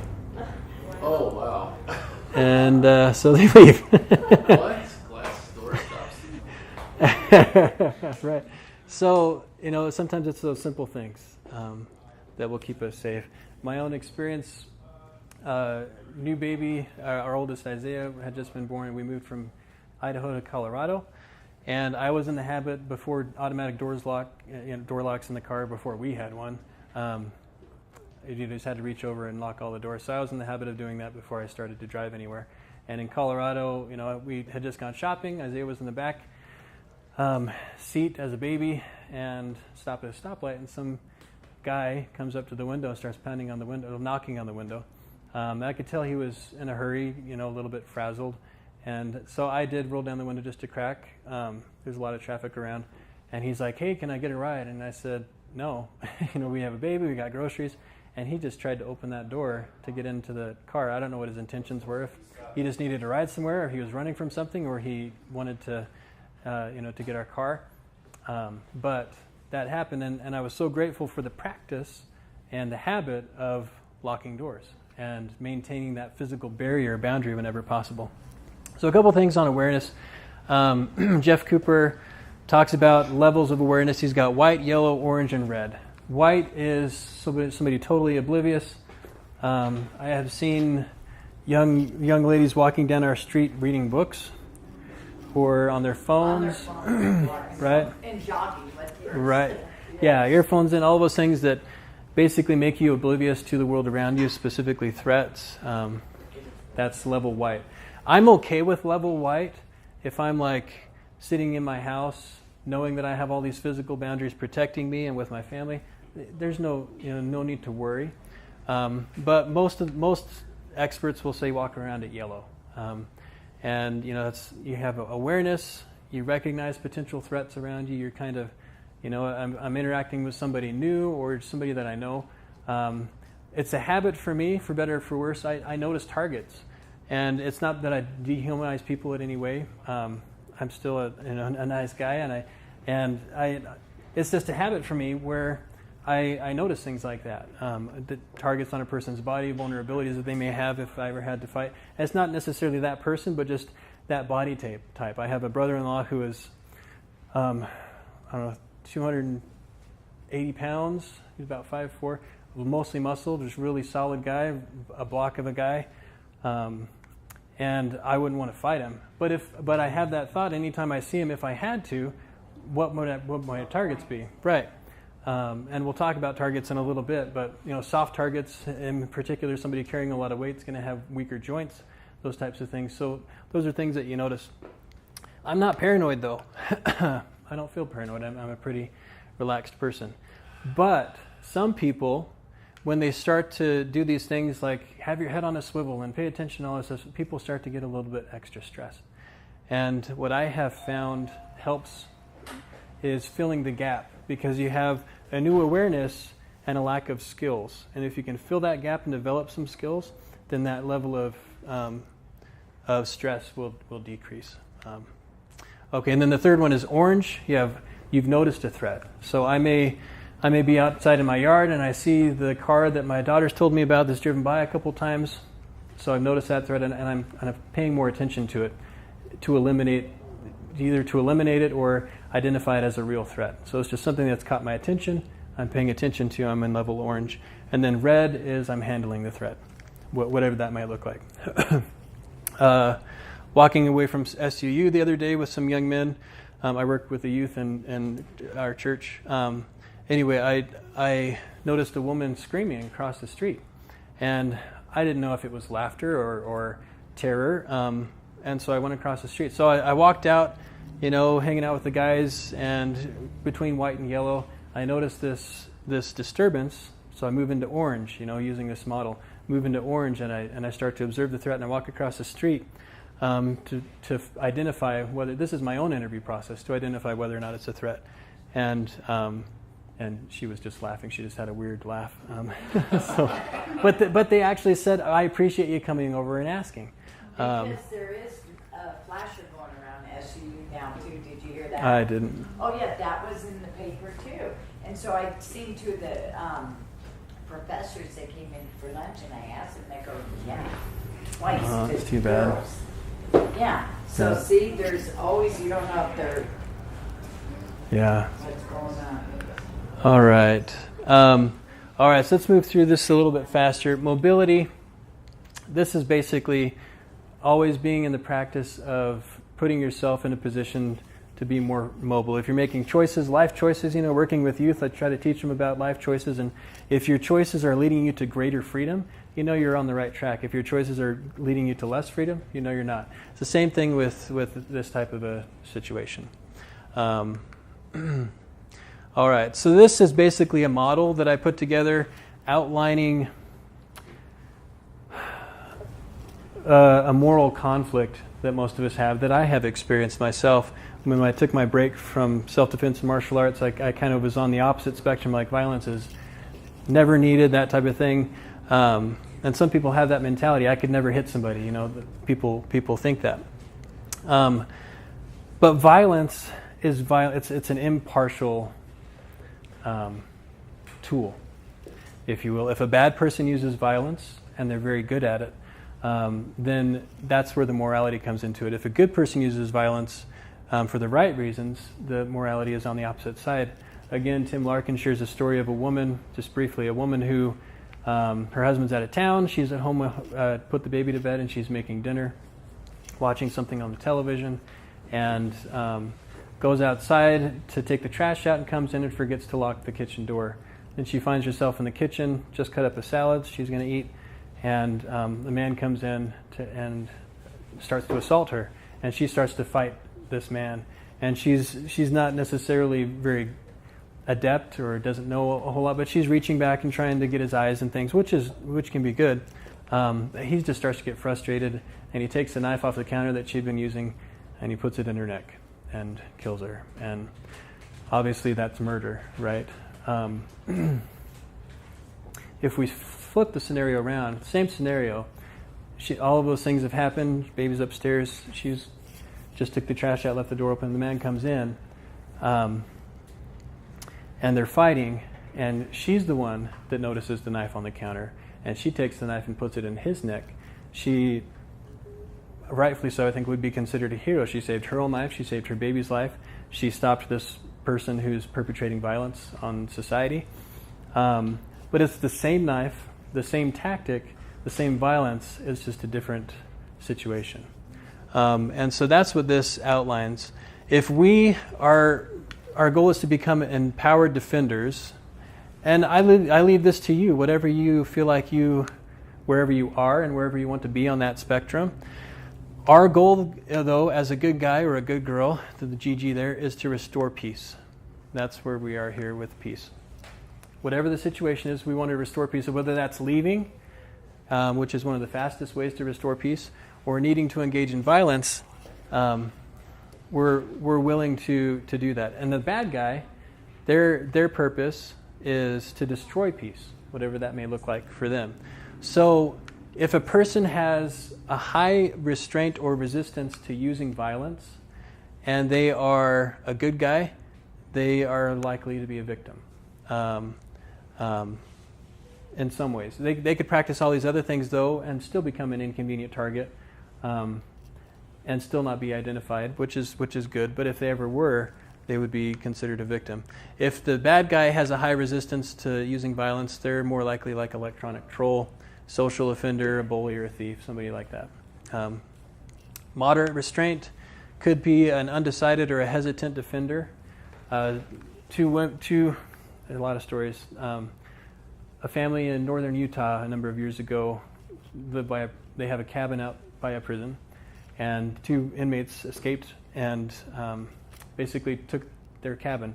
And 2 girls were there with their mom and grandma. The bad guys killed the mom and grandma, shot them, and then took the girls hostage. And the family was coming in from out of town, so people were coming. The bad guys left with these girls, and ended up, killing a few other people. And the thing that I wanted to point out, though, is one of these girls, with all of that happening, she still had not she had not come to terms with the idea of using violence herself.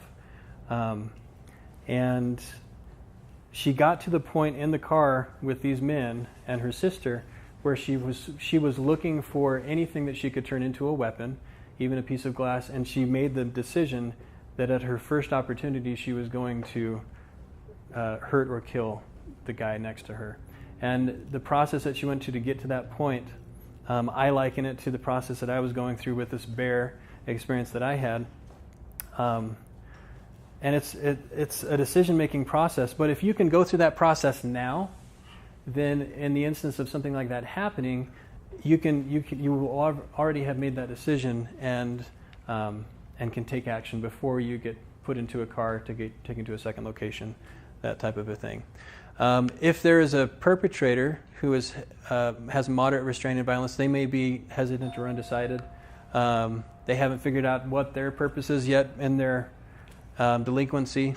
And then we have on the very end here these guys or girls who are violent predators, murderer, sexual predator, desperate addict, somebody who's willing to go to any lengths without any boundaries to get what they want, little or no restraint in violence, their willingness to engage in it. And then we have somebody who I like to consider myself this type of a person, an empowered defender, somebody who has practiced violence, and I understand and accept my relationship with violence as a tool, but I don't have to identify with this person whose purpose is to destroy peace. I can use violence to restore peace to situations, and I've made that decision. So how can violence be the right choice? If you have to use violence, what makes it different from the bad guy? I just encourage you and invite you, after you get this material, to maybe look at this again and ask yourself those questions and see where you fit on that spectrum, what you're able to do yourself. Okay, so talking about training, I'll zoom through some of this. We've gone through some of this chemical cocktail, mental things that happen, with our brains, how we respond to violence.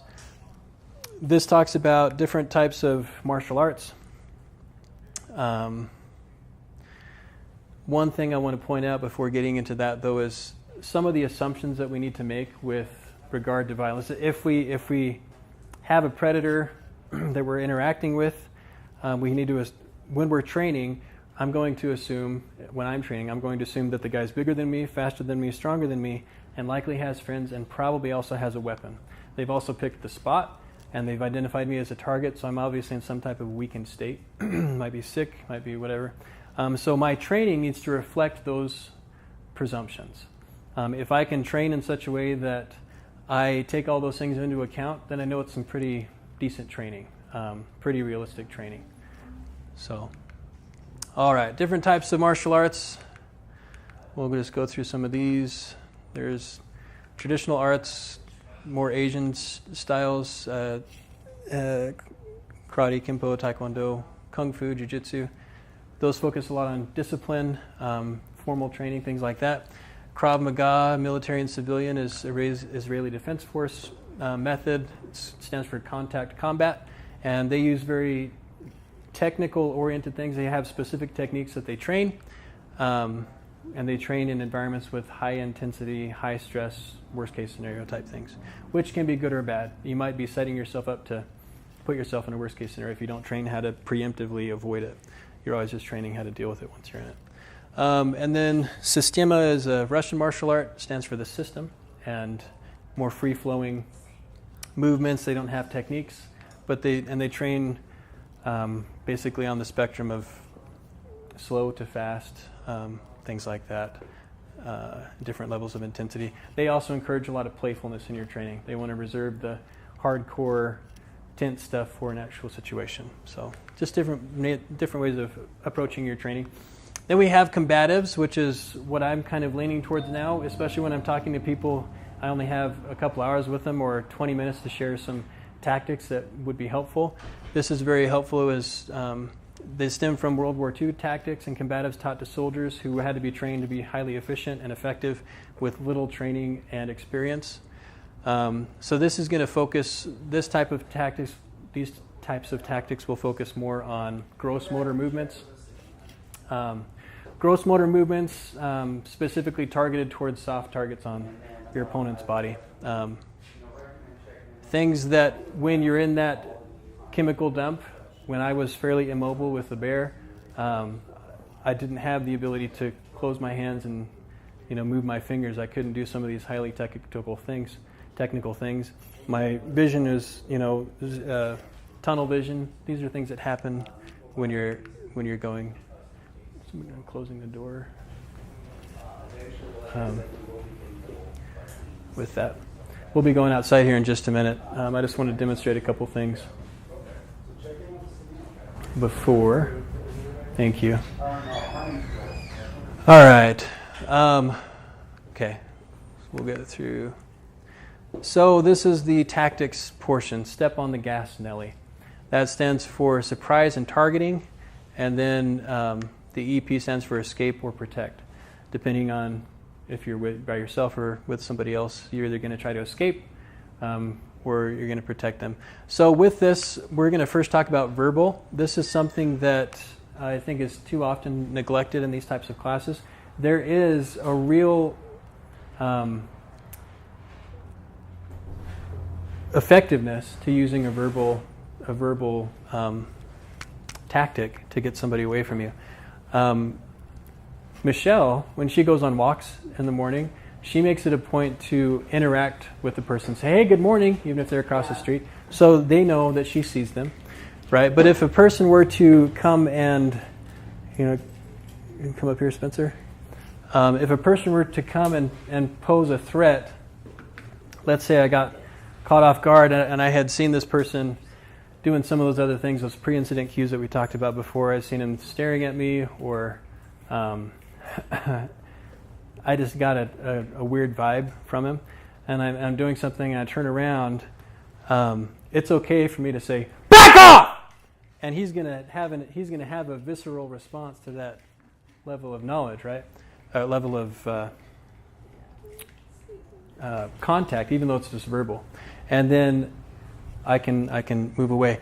But the point is, that's a surprise, right? If he were already starting to attack me in some way, and I were to say that same level of back off or hey, that's also going to trigger what some people call a brain blink, just a split-second response in his brain where he's going to go like this, and that actually turns the tables from him, instead of being the predator or the perpetrator in that type of a situation, to being a victim for just a second. He's going to identify with that physiologically, and that gives me the chance to then do whatever tactic I'm going to do to immobilize him so that I can get away or protect. Thank you. So these are some of the phrases that I would encourage you to practice. We don't have time to practice them all right now. We can practice these outside, though. It is a small space that was allowed. I wanted to do that, though, so you could have that physiological response. So simple things. You don't have to think about, hey, no, back off, back up. Very commanding presence in your voice. Practice that. Comes from the stomach, bringing that out. And then a secondary phrase that you can follow that up with is, are you following me? Are you following me? I'm feeling threatened right now. I need you to take a step back.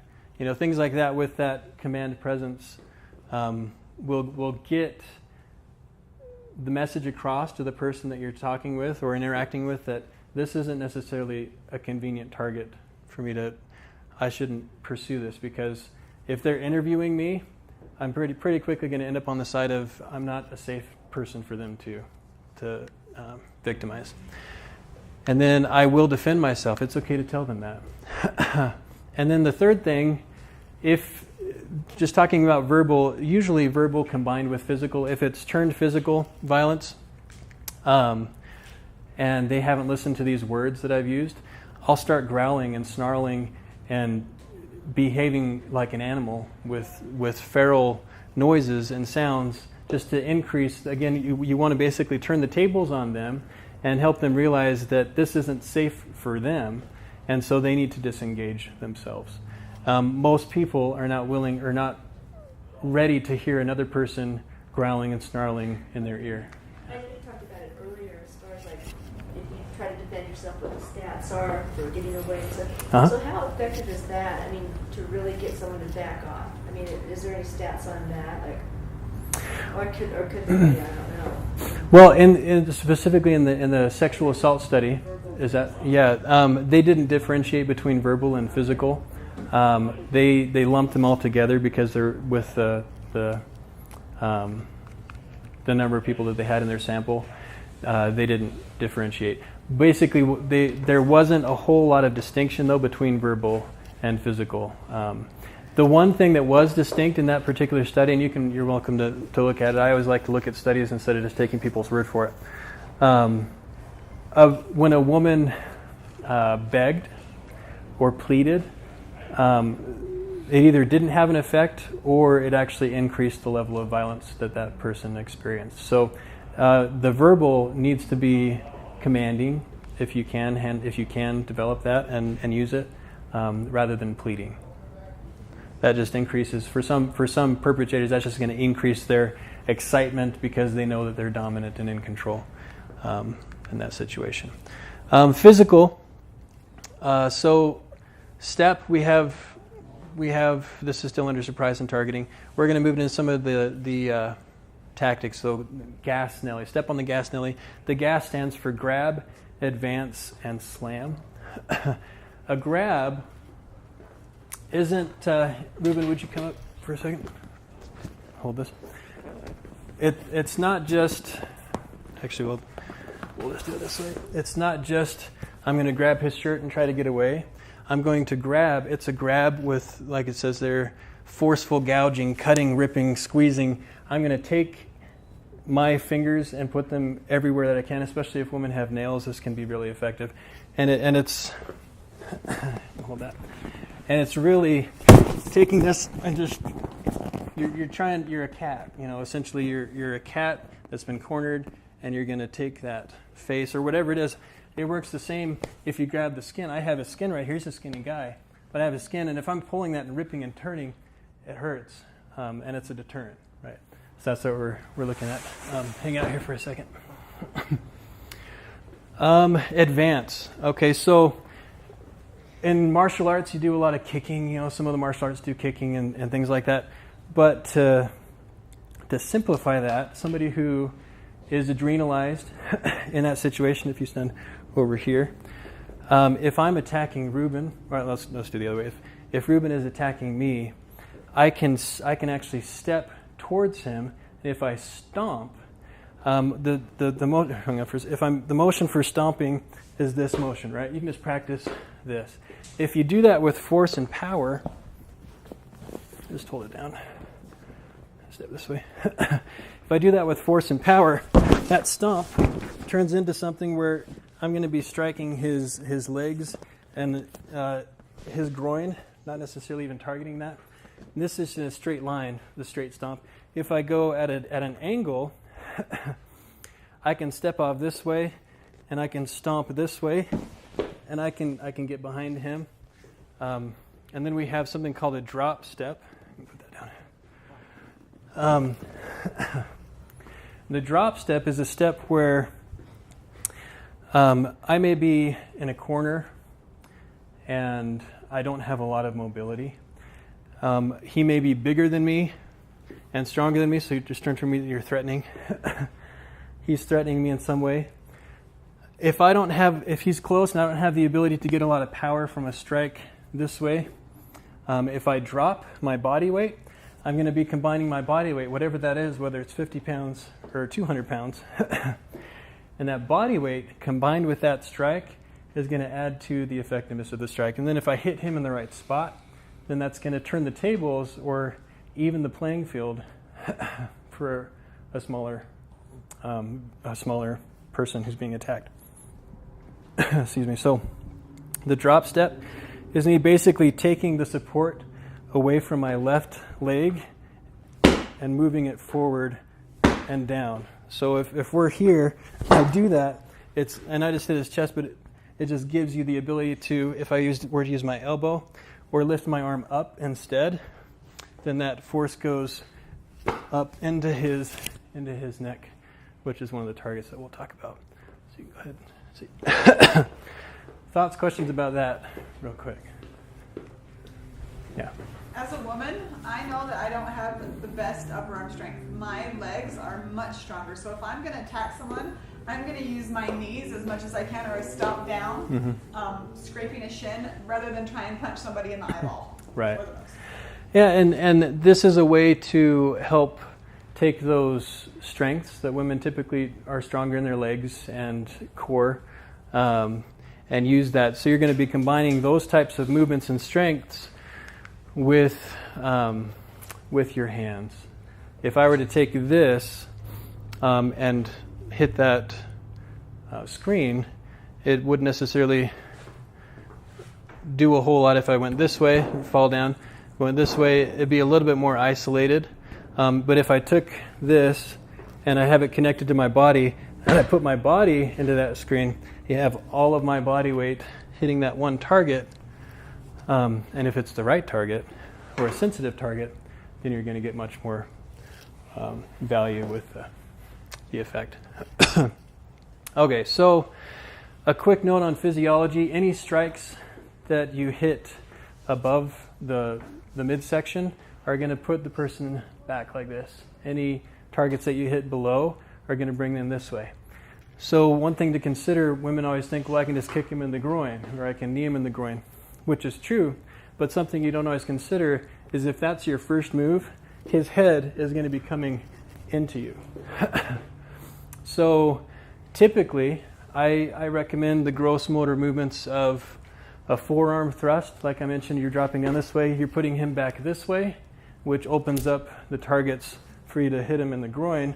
And if you do hit him in the groin at that point, he's not necessarily going forward. He's actually already on a trajectory to keep going backwards and down, which we can practice outside.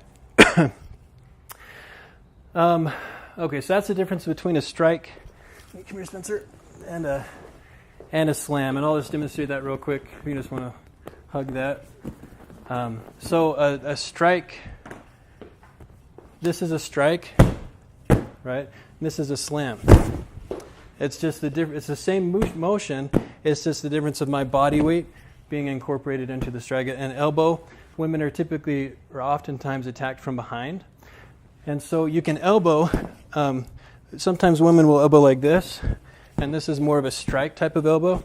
But if you reach out and go that way, and if you combine that with your body weight stepping into him, then that's going to increase the effectiveness. Thanks. Okay. So grab, advance, slam. You're moving towards him. And one of the... All right, let me just go through these. So we got the covered slam. And this is something that basically I've just adapted from our typical response. I want to curl up, when somebody's attacking me. So I do this. And I do this sometimes, even when I'm being attacked, when we're training and stuff. I find myself doing this. And if you turn this into a forward motion, and you just have the mentality of using that natural response as a weapon. Come on out here, Spencer. It'll look like, so I'm going to be going into you. So if he's attacking me and I'm here, I can actually take this same response, and my two elbows here are going to turn into striking points and weapons when I combine that with my force into his body. And when you're hitting, a lot of times when we're here, especially if you're shorter, that's going to slip up into the neck. But even just getting hit in the chest or the stomach, it's definitely a deterrent, if not more. Thanks. That you can be using that. Then we have the elbow. I told you about the forward and backward. Thank you. Forearm thrust that I demonstrated with the chin jab. This is something that I share because it's effective, but with a caveat. We talked about trajectory. In physiology, a person gets struck here, they've been forward, here they've been backwards. Come on here, Ruben. If I'm set up, if he's done something, he's going to try to grab my hair or something, and I cover up this way, I'm going to be starting to move towards him, so I'm striking here. A chin jab is where I take that motion, and it's a strike into the chest and up into the chin. This way. The danger with this, and if you're in that type of a situation, this wouldn't necessarily be a deciding factor, but just so you're aware of the potential of these things that I'm sharing. This motion here if you're here, he's probably okay. But if you're back just a little bit further, that could actually be a lethal shot because it can sever his brainstem in the back, especially when you're adrenalized and you have more power than you're used to. That just goes up. And yeah, I'll just leave that there. Okay, then the stomp kick we talked about. Okay, so what are the best parts of the body to aim for? Come on, Spencer. We have the neck. And when I say neck, obviously anywhere on the neck, this is front and back are more life-threatening targets for him. The side is likely to get a knockout when you hit the artery there and the nerve. But the other nice thing about the neck is it's really close to the ear. When things are happening in real motion and real time, it's not going to be picture perfect in the sense that he's going to be moving around. But if I'm aiming for his neck, I have a couple of bonuses, and one of those is his ear or his eyes. And you can puncture the eardrum and really discombobulate the person. They lose their sense of balance and all that stuff if you miss the neck. So neck, eyes, obviously grabbing is good. Slamming the eyes if you have extra training. Michelle mentioned not having that, so she would be doing more with her legs and stuff. So I have kind of outlined here the best practice. The neck is a good slam. The next best thing is a grab, if you know how to grab and where to grab. And then you have your legs. Joints are a good thing. If I'm stomping towards him, I'm going to be likely doing that anyway. And then in between, we all know about that target. And of course, the goal is to escape or protect the person that you're with. And then we have different combinations. So when you're training, if you just learn these simple things, you have this shot, you've got the elbow. You're just taking your hands and just hit stuff with your arms. And you'll get a sense for what you can do with that. And we'll do that outside. And then if you were to combine all those together into some type of a combination where he's attacking me and I may cover up and because I either froze and I didn't know what to do for a split second, or this is just my natural response. As soon as I'm able to re-engage that ability and need to do violence, if he's still coming at me, then I'm going to be going back into him, and then I'm doing the stomping and I'm doing the chin jab and I'm doing the hammer fist and all these different things, and all of those things combined. Knowing that I'm going for these targets, will give you the chance. The lady in the parking garage that I told you about earlier, Tim Larkin's relative or acquaintance, she hit the man in the solar plexus, which is the stomach area, with her briefcase, and then as he bent forward, she hit him in the neck. And he ended up hitting his head on a wall and knocked him out. So 2 strikes. And a smaller woman was able to, if you hit the right spot. And that's the thing to realize is, yeah, guys can be big and strong, and we are bigger, faster, stronger, in general. But it doesn't mean we're invulnerable. If I like to watch UFC and MMA and stuff like that, and it's always interesting to me from the self-defense perspective to realize, a fight may be stopped for 5 minutes because one of them accidentally poked the other one in the eye. And if that's what you're targeting for, it doesn't matter. This big, tough fighter is totally incapacitated because they got their eye poked. I could poke him in the eye. So if you think about it that way, then you start to realize the potential that you have in actually effectively defending yourself. Thank you. All right, so where are we at with time? 11:35. Okay. That's perfect. A word on weapons.